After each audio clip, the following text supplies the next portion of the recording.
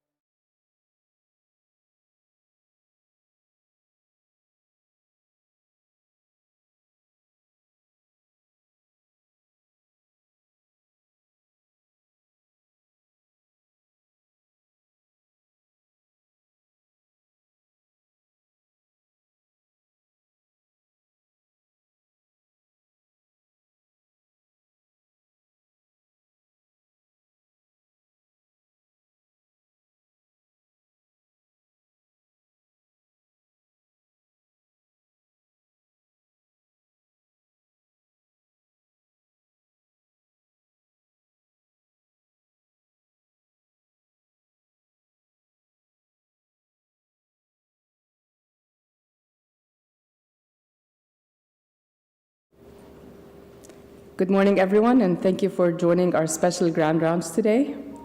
Before introducing our speakers, there are some housekeeping items we want to discuss. Please use your microphone to ask any questions. We're broadcasting live to our worldwide audience via Vimeo and YouTube. The recording is always available for viewing at a later time. Please like, comment, subscribe, and share our YouTube channel. And for our viewers, if you'd like to submit a question, text DeBakey to 37607. It is my honor and pleasure to introduce our first speaker, Dr. Syed Ali. Dr. Ali is currently a third-year General Cardiology Fellow in our Cardiovascular Fellowship Program. He hails from Karachi, Pakistan, and has grown up in Houston, Texas.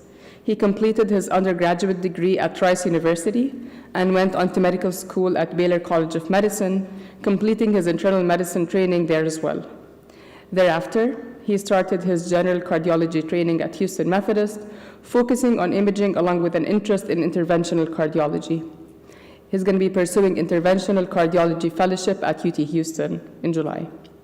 He's extremely passionate about the field of interventional cardiology, in particular its history and where we're headed in the rapidly evolving field, which he will be discussing today. Dr. Ali.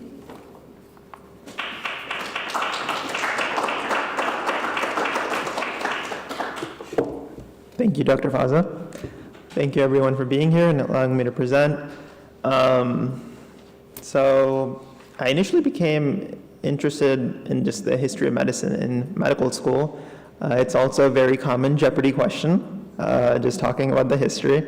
But as I was studying for Jeopardy for the Texas ACC chapter, there's a lot of things that I came across that I realized we either didn't learn in medical school or we don't talk enough about.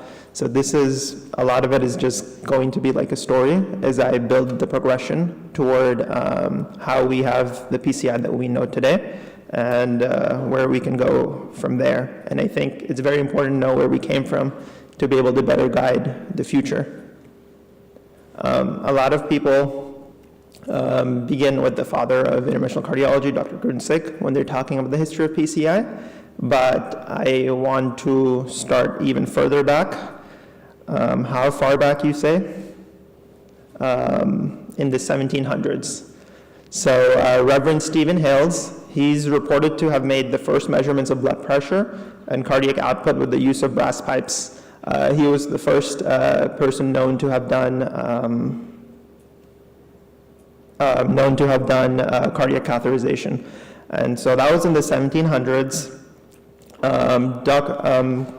Claude Bernard, he took this further. He was a French physiologist, and he was the first to basically do what we know as thermodilution today. And as we're doing caths, PCIs, we need to be able to obviously monitor the patient's blood pressure output. We need to be able to give them medicines. We need to be able to measure cardiac output. So the way Claude Bernard did this was he took a horse and basically inserted 2 glass tubes with mercury on the right side of the heart and the left side of the heart, so carotid artery and internal jugular vein, and he measured the temperature. And he was able to basically do what we know as thermodilution to figure out the cardiac output using thermodynamic principles. And so from here, sort of, we start building toward what we know as a right heart cath. And of course, this was in an animal, and this was not done in humans till much later. Can anyone tell me what this image is?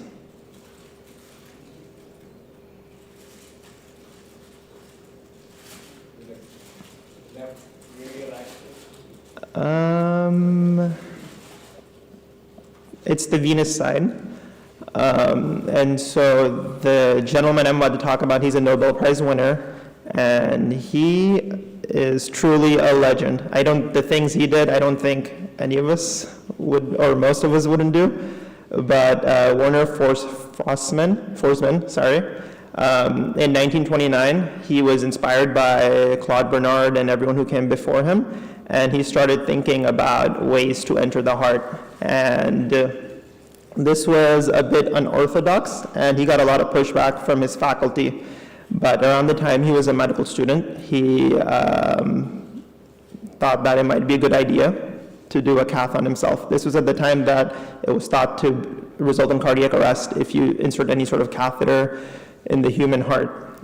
So what he did was he took the nurse who was with him, asked her to accompany him for the procedure. She thought he was going to do the procedure on her, and that's the only reason she agreed to do it. He tied her up and administered lidocaine to his left antecubital region, found the brachial vein, and inserted a urinary catheter into the right side of his heart. The nurse, by the time she realized what he had done, realized she was not going to be the one who's getting the procedure. Afterward, they went up the stairs because the x-ray room was upstairs, and so he had this catheter in him the entire time he was doing this. And he describes it in a lot of detail, and this is what we have to look back at historically. I'm not going to read that, but he describes it really well. And for this, he won the Nobel Prize in Medicine in 1956 for doing the first cardiac cath in a human. I promise this is the last one. Can someone identify this image?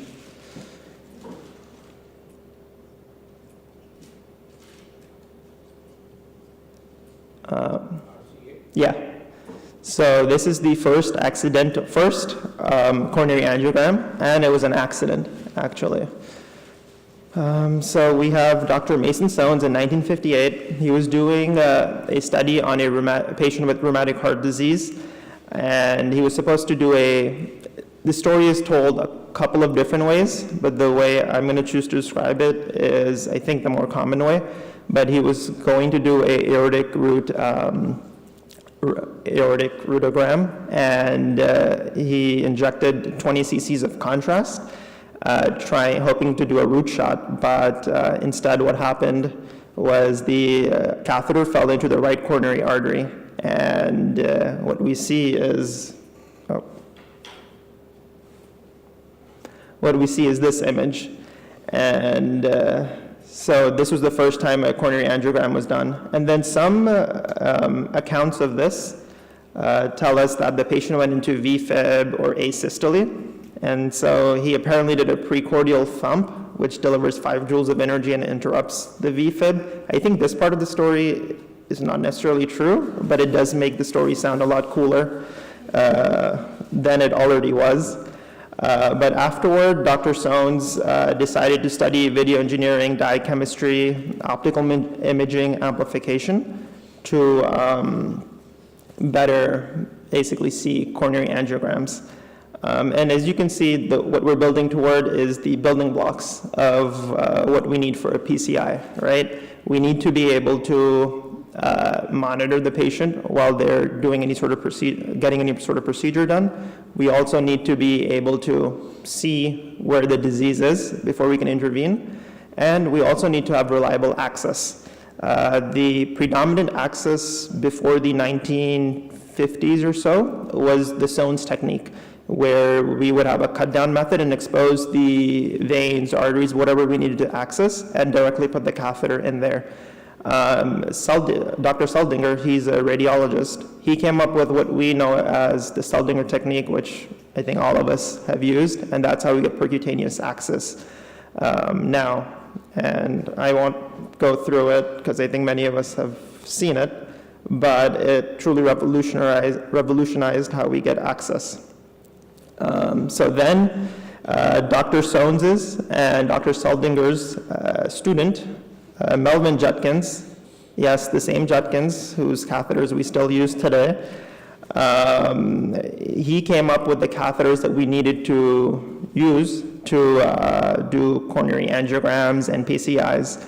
And the way he did it is he took stiff wires and compared them to the radiographs of the ascending aorta, and whenever a shape seemed promising or seemed to fit the natural fit of the left coronary or the right coronary, he took that wire and placed it in a flexible catheter and used heat to make the catheter into the what would be the right shape for most people. So that's how we got the JL4 and JR4, the Judkins right and Judkins left catheters. So now that we've more or less set the stage, we've been able to get access, we're doing measuring pressures, we have the right catheters, we can see where the blockages are. We need to be able to fix the lesions, right? And so in the 60s, people started doing peripheral work. So there was balloon angioplasties being done in the 60s for that, but no one had worked on the coronaries yet. The only procedural technique that people could use for coronary artery disease was cabbage. And so Dr. Gruentzig, who I'm going to talk about next, he was looking for a patient to do the first PCI on.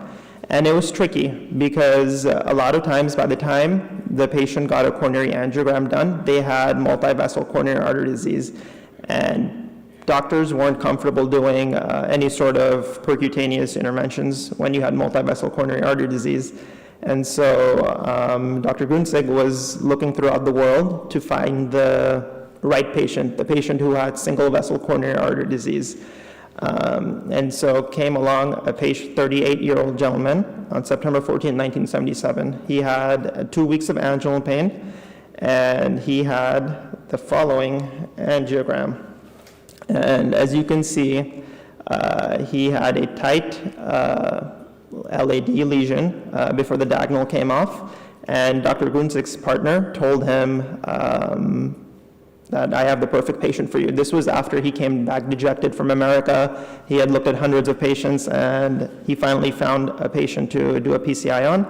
And at that time, no one had done this, so he talked to the patient and obtained informed consent, of course. And the way this happened was that the patient was in the same room as a patient who had just undergone a CABG. The patient was in a lot of pain and was miserable. So Dr. Gruentzig's patient thought, I'm going to have to get a CABG anyway. I may as well try this novel procedure and see what happens. So he did a balloon angioplasty on the LAD, and the result we see to the right is the patient's coronaries 20 years later, in the year about 1999 or 2000, when he had anginal pain again. So it's interesting that how well the patient did.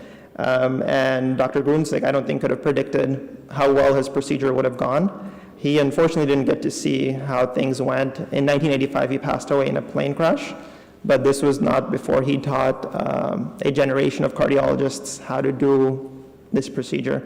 And it is interesting, if you look at the timeline, this is 1977. Dr. Kleiman, Dr. Zogby were in medical school at this time. So everything that we've seen over the past 50 years, this is a very young field, relatively. And Dr. Gruentzig, I think in 3 years, did 160 procedures. Think about this, Dr. Shah does 400 PCIs every year. And so the fact is that the field has come really far over the past 50 years. So what are some challenges to doing angioplasties or just plain POBA?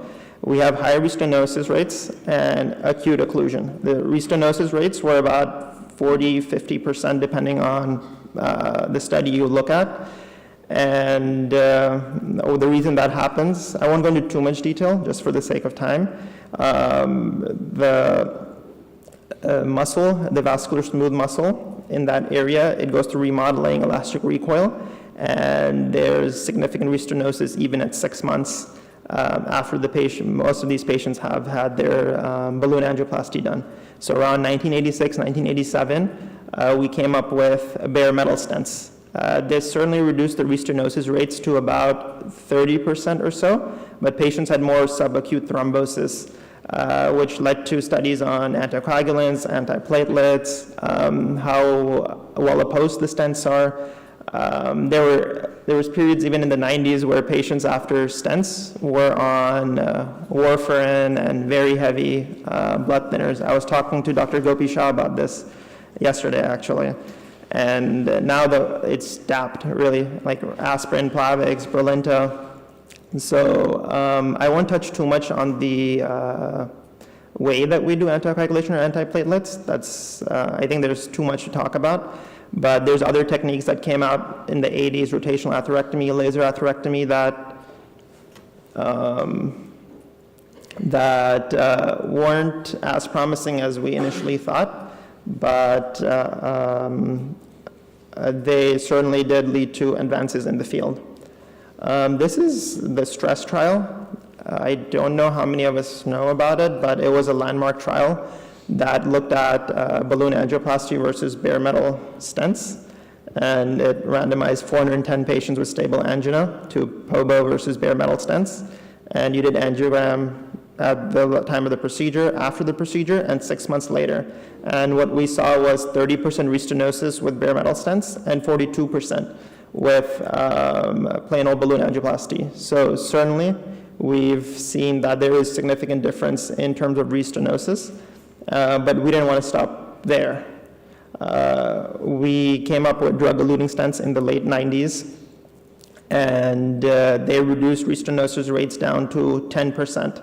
But they also introduced risks such as late stent thrombosis, which results from the lack of re-endothelialization. And that's what we've really been combating over the past couple of decades. The first generation, second generation, all of these stents, they have been looking to reduce the restenosis rates, but without compromising late stent thrombosis and All of that is done in the context of optimizing antiplatelet therapy, and there's a lot of fine-tuning that still needs to happen, but we've improved a lot in the past 50 years, as you can see, in terms of the restenosis rates at least. The second-generation stents, they have less than 5% stenosis.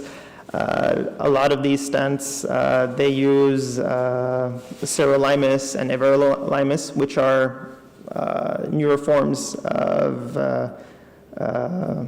basically the antimicrotubule agents that we used for the earlier generation stents. Contemporary challenges with PCI include CTOs, which I think we're still trying to figure out their Class 2B recommendation right now, but we've developed new techniques, and we're just refining a lot of the basics that Dr. Gruentzig and these physicians came up with.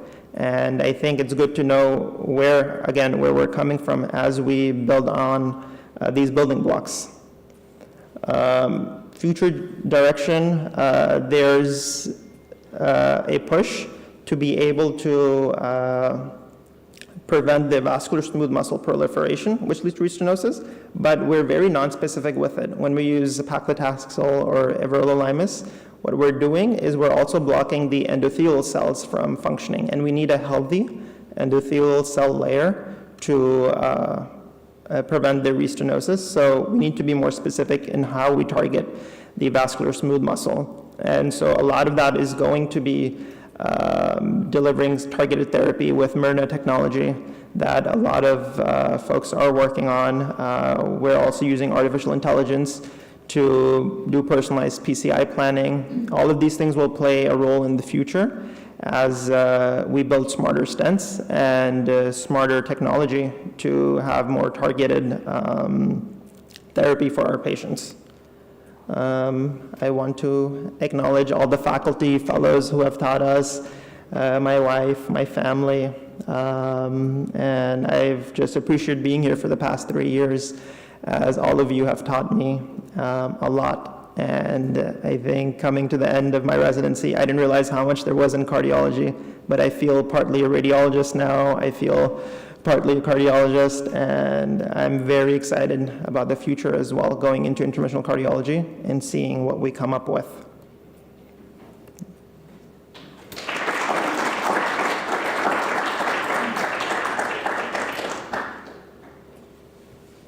Thank you so much. This was phenomenal, Syed. A quick question for you. Yes. What lesson do you derive from the history of interventions, and how would you use this in your clinical practice? Yeah. Thank you.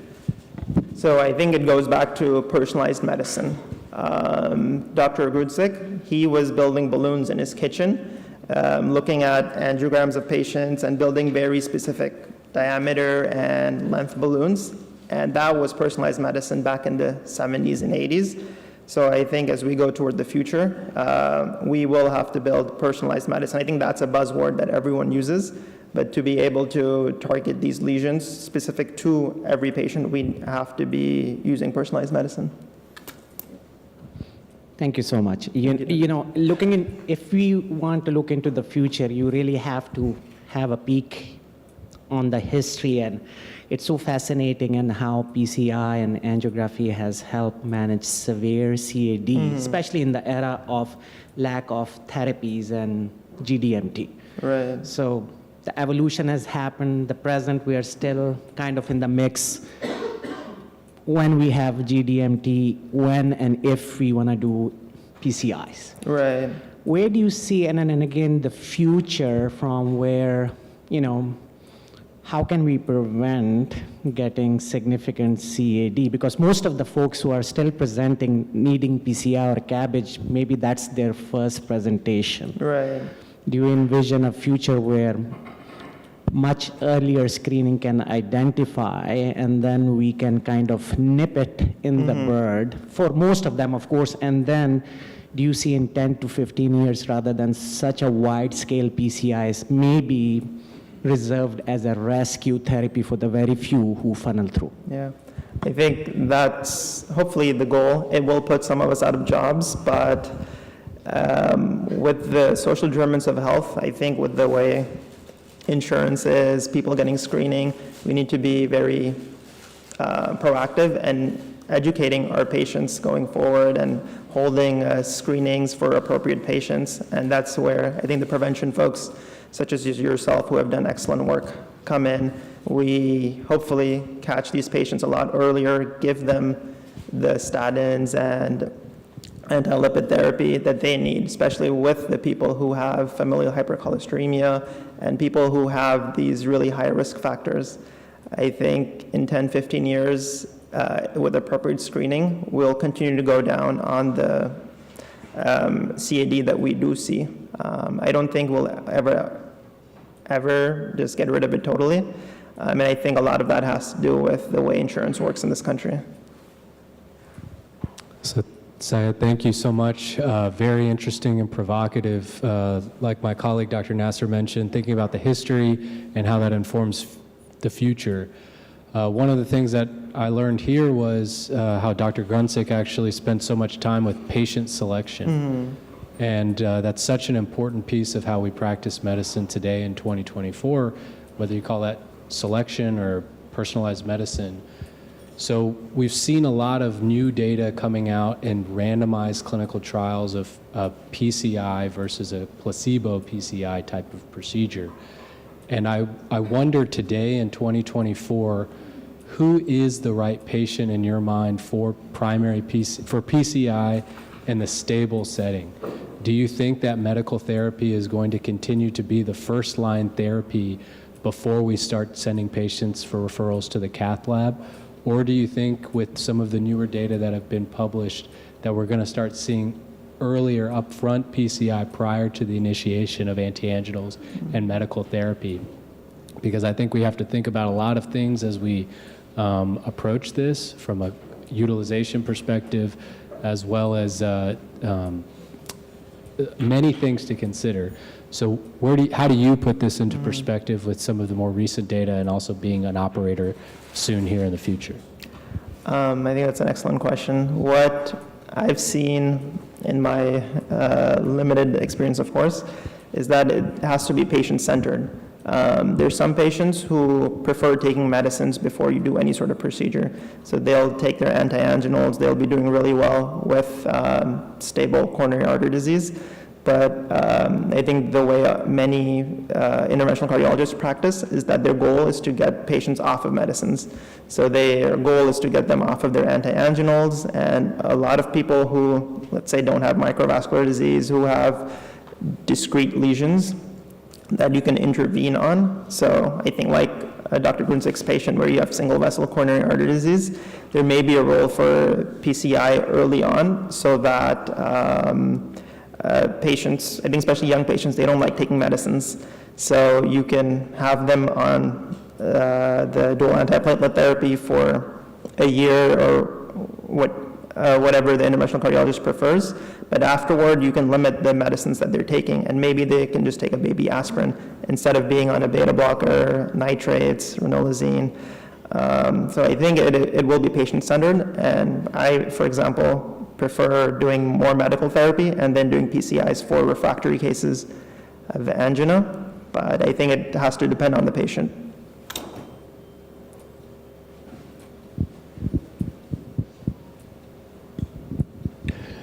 Good talk. I'm very happy to see that you're beginning to think more thoroughly about the topic before you have jumped into it. So that's great. But my own opinion is I think the biggest challenges with PCI in the future is patient selection, as everybody has said here.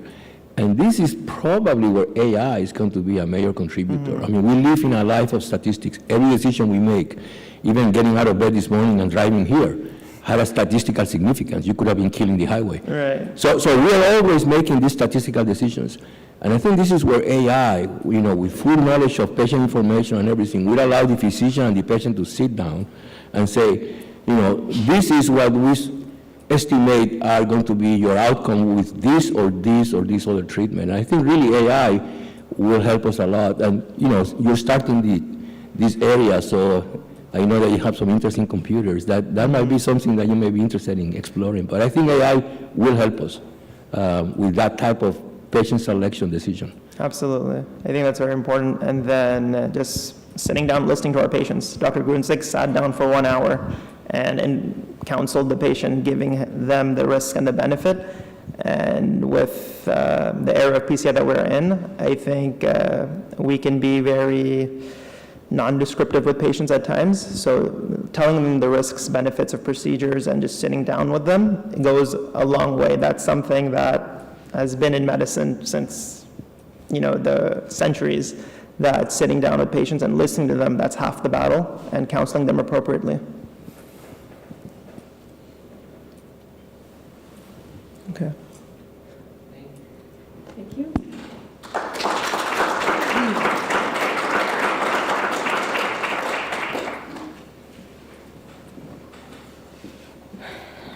All right.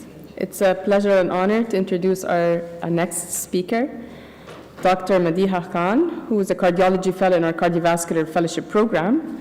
She attended medical school at Liberty University College of Medicine in Virginia before moving to Houston for her internal medicine training at Houston Methodist, where she also served as a chief resident. She has profound passion for writing, which she channels to advance her commitment to humanism and in healthcare. She has served as a New England Journal of Medicine chief resident blog writer and a member of the ACC Fellow in Training Council on Humanism and Humanities. Featured in outlets such as CNN, her storytelling exemplifies her dedication to narrative medicine and effective communication, integrating clinical expertise with a holistic approach to patient care. She'll be pursuing a career in general cardiology with an emphasis on cardiac imaging, and she will be discussing calcium scoring in the geriatric population. Dr. Khan?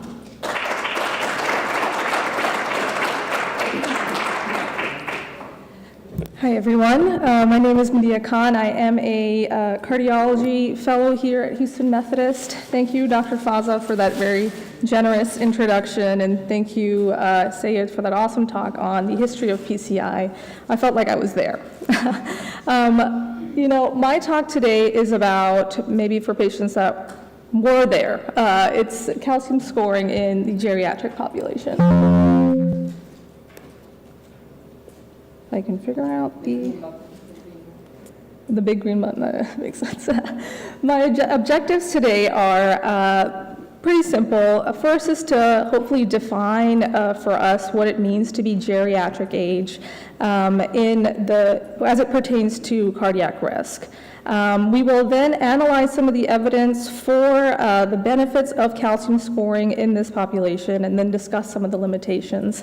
And we're going to assess the safety and efficacy of statin therapy as it pertains to older adults based on calcium scores. So we can start with a case, as we generally do. We have an 80-year-old man with elevated Lp(a), familial hyperlipidemia, who presents to your clinic for the first time to establish care. Seems like he's in great health, and he asks you about cardiac risk reduction and what he can do to approach that. Usually when I have an encounter that is geared towards, cardiac risk reduction, I think of the central legend figure of prevention, which is this 2019 ACC AHA guidelines to provide some insights. But as you can see, our patient has some unique characteristics that maybe don't really apply to him. So that unique characteristic being he's above the age of 75, right? So if we sort of narrow down this flow chart, you can see that there is a clear knowledge gap after the age of 75, right? It kind of gets a little bit less specific and a little bit more, choose your own adventure. And so before I move forward, I want to just first describe what it is to be, geriatric or the older adults. And defining this can sort of vary depending on the context that you're in. In Medicare, for example, typically above the age of 65 is considered geriatric or older adults because that's the age that you're eligible for benefits. And then with the ACC-AHA, they don't really describe an age. Rather, they consider people above the age of 75 as a distinct group that has, a separate set of recommendations and management, and they sort of acknowledge that it's a different, population group.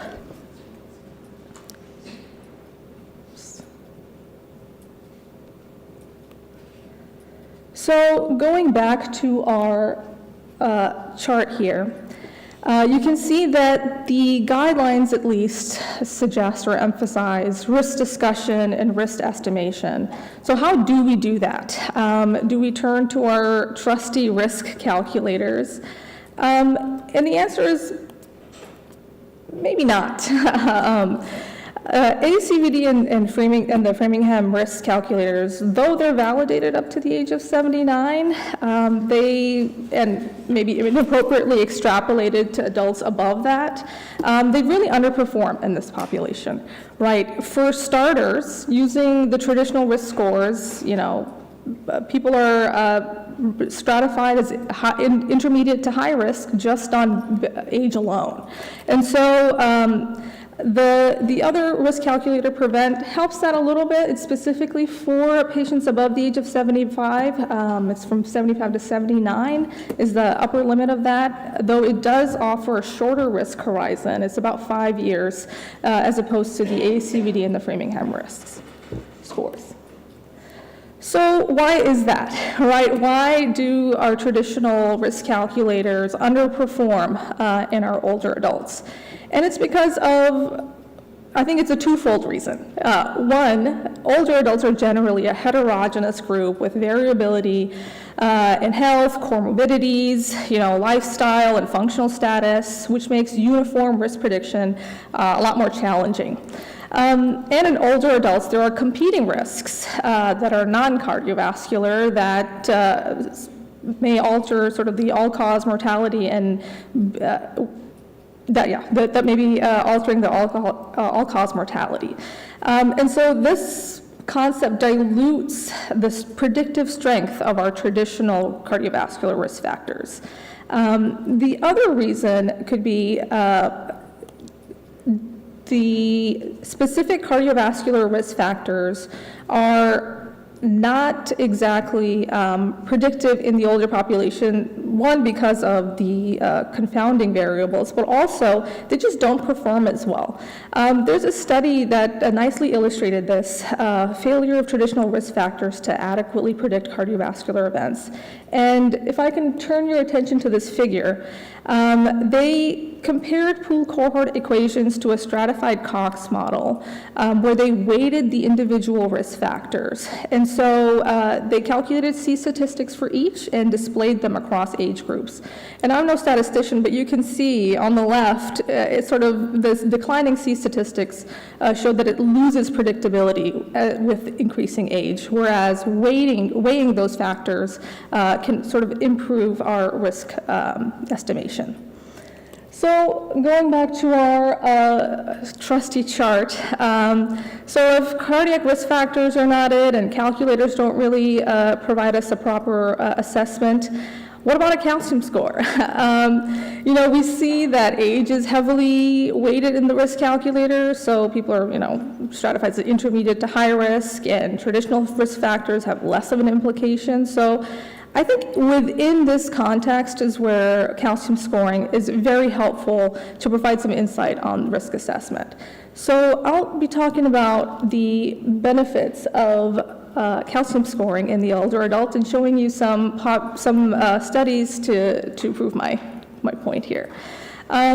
First of all, we know that coronary calcium increases in prevalence with age. It's sort of a fact of life. In this figure from ARC and MESA, which are large community cohorts of older adults in the US, you can see CAC percentiles increase with age, with pretty much nearly all participants. I guess you couldn't see at that point. No, you can. You can see that people above the age of 90, pretty much all of them have some sort of coronary calcium, right? And for the most part, most participants actually have some form of coronary calcium, about 62%. But interestingly, there is, the calcium score of 0 in about 11% of this population. So what does that imply for us? As the predictive power of our risk factors decreases, I think calcification of coronary arteries can be seen as a measure of end organ damage, which in this case is coronary arteries. And it can give us some insight into the cumulative effect of these lifetime exposures. In this study, where they compared healthy adults and unhealthy adults above the age of 75 and calcium scoring in this population, it showed that CAC is actually a really good measure of biologic age, and specifically in the extremes of the scores. So a CAC of 0 can sort of provides you a lot more insight into the health status of the patient because of the low level of coexistent comorbidities that end up happening in this population. Compared to a calcium score of 1,000, which is remarkably high, and so as expected, the comorbidities sort of increase in that population. So how does CAC hold up against all-cause mortality? In elderly or older adults above the age of 75, CAC can provide incremental value over the traditional risk factors, especially in the low versus high CAC range. So low here is described less than 100, which is associated with remarkably lower mortality risk, and even lower in those with a calcium score of 0. And here, our high CAC is above 400, and that can convey a particularly higher risk. In this study, the median follow-up was about 5.8 years. And so what about CV and all-cause mortality? So CAC scores are strongly predictive of both cardiovascular and all-cause mortality in older adults, particularly in this study above the age of above the calcium score of 300. And what I found really interesting was among the participants with a very high CAC score, that was over 1,000, 39% were not on baseline calcium or statin therapy, while 37% of patients risk prediction and can help us avoid over or under risk prediction and can help us avoid over or under treatment in this population. So who should you really use a calcium score in above the age of 75? I think the target population, ideally, is the quote-unquote intermediate HIS-CVD risk, so a patient that's just high risk based on their age, and someone who's in overall pretty good health, and who's uncertain about statin use. If the patient's like, I'm not going to start any new medication anymore, I mean, I've done enough, there's your answer, right? But patients that are maybe more interested in a better risk assessment and better cardiovascular risk profiles, that is someone you would want to consider this in. Obviously, we should avoid CAC scoring in patients with a life expectancy less than 5 years. I mean, that makes sense. Patients that are maybe already on statins from a known ASCVD, that also doesn't really provide much more data or insight into that. And people with that are significantly frail or have competing comorbidities like cancer. So that brings me to the challenges and limitations of calcium scoring, as a concept even. Really, some would say the prevalence of calcification in older adults sort of makes doing a calcium score maybe irrelevant. But I think as we've seen, percentiles matter, and especially along the extremes, that does offer insight on a sizable amount of the population. Maybe not all of them, but I think in the particular, directed patient it might.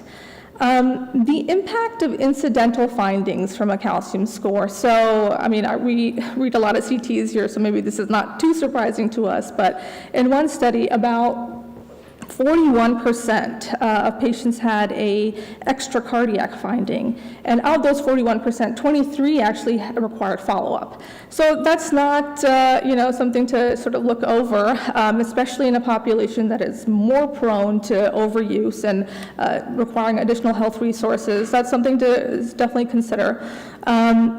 The other issue is, of course, the lack of randomized controlled trials in this population, and so I think we're getting better data on that, but to really sort of pinpoint our assessment here, we will need certainly more data.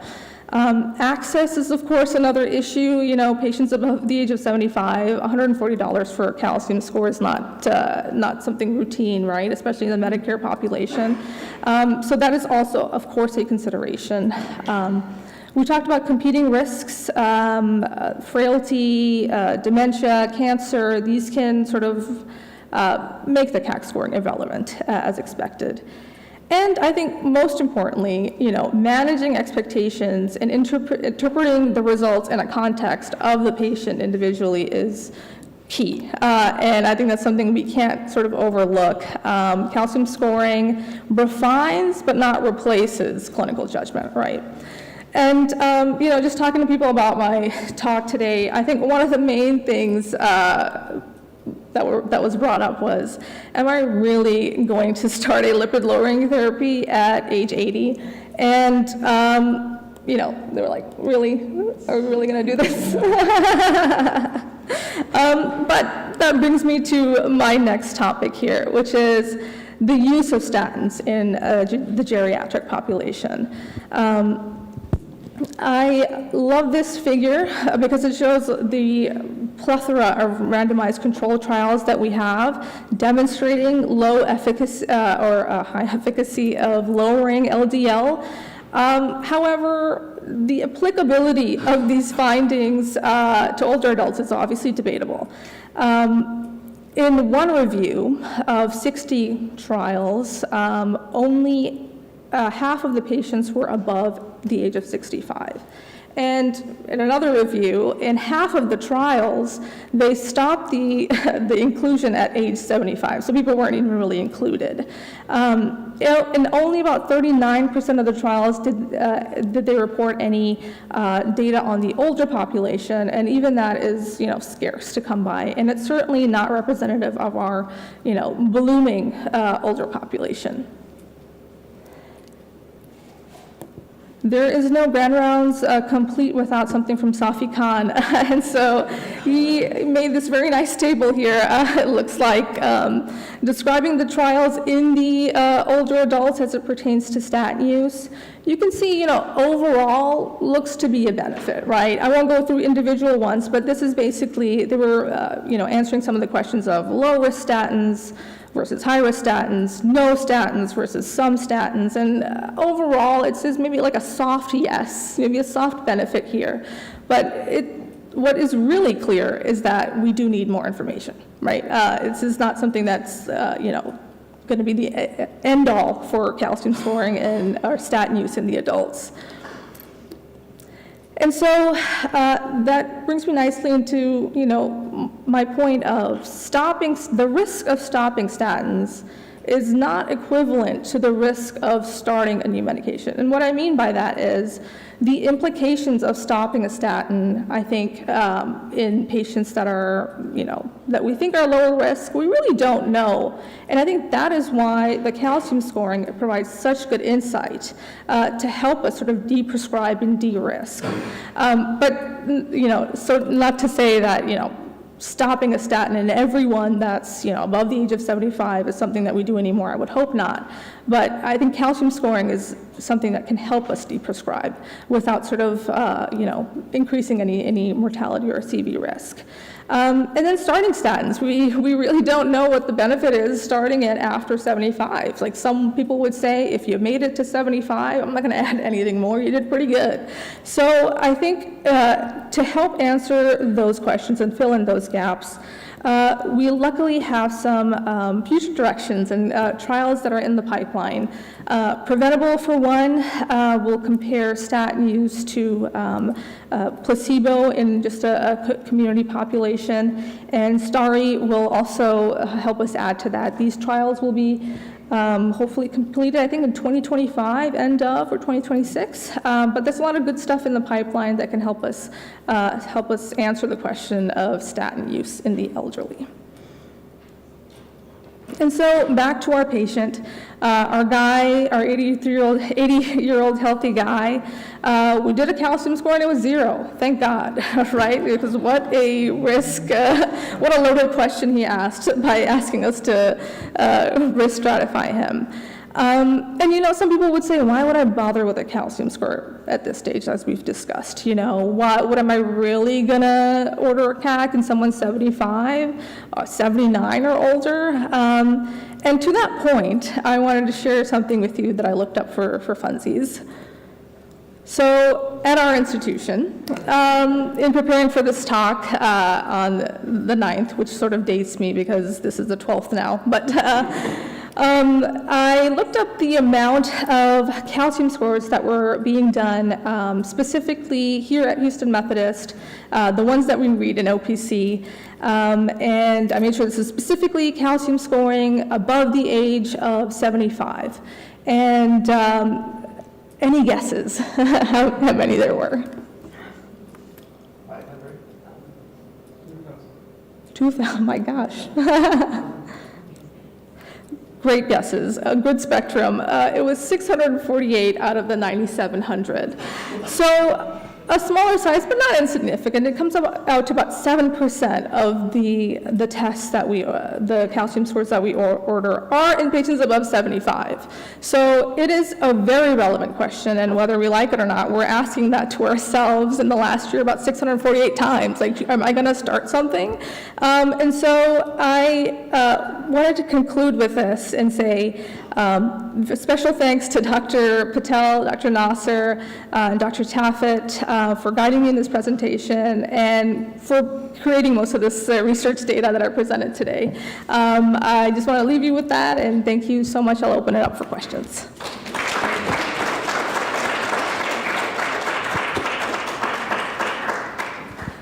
Thank you, Madiha, for this very insightful talk on calcium scoring in the geriatric population. You're going to be starting your practice in the next, 7 months. What are the points you're going to be focusing on when discussing calcium scoring with the patients? There's a lot of, discussion with the patient and mutual decision making. So what are the key points that you're going to emphasize when you're discussing this test with your older patients? I think when I would really use it is when I'm considering deprescribing. In patients that are already on a statin, they're doing pretty good, they're 85. I will, sort of emphasize the point that if your calcium score is 0, look, the likelihood that you're going to have atherosclerosis develop is infinitesimally small. And we have some of the data on that. And so I think that's what I'm going to focus on. What does it mean to stop this medication that you've been on and maybe has gotten you to the age of 85? But, I'm focusing more on what happens after. Thank you. Madiha, excellent talk. I think you did a great job in reviewing a topic that is clearly becoming more prevalent. And since I am in the age range of your patient, a couple of things. I hope those 2 randomized trials are incorporating calcium score, because if not, they're going to be worthless. Yeah. So I sure hope that they are stratifying by calcium score. I hope, because otherwise the data is not going to be of much help. They didn't come out and say it in the rationale paper, Dr. Nasser. Do you have any insights on what's going on with The second point is, until we have a randomized trial, that early slide that you showed, just with the outcomes over 5 to 6, 7 years, based on calcium score, and the previous and then subsequent data you showed, it looks like you don't have to really look for 0. If somebody is under 300, you might even say under 250, probably their outcome range is so low that you could still have that discussion as to whether to use statins or not. So you don't have to only limit it to a 0, Totally. based on what you showed. Yeah, totally. Yeah. And I think the mild range is definitely. My last question is there any data, given that it's so prevalent now, between calcium score and AFib? That's the other question, because AFib now is the big elephant in the room with the elderly. Is there anything relating calcium scores to atrial fibrillation? So I haven't seen specifically AFib. I know there's some data now on calcium scoring at heart failure and how that may help sort of answer some of those questions, and the concurrence of AFib in that population is obviously higher. But specifically AFib, no, I haven't seen that. That'd be great. I mean. So, Madiha, amazing talk. Thank you so much for pointing this out. So, Dr. Q, the preventable trial, which is looking at statin and impact on dementia, thankfully, after a lot of advocacy, the PCORI, NIH gave the grant to do calcium testing in that.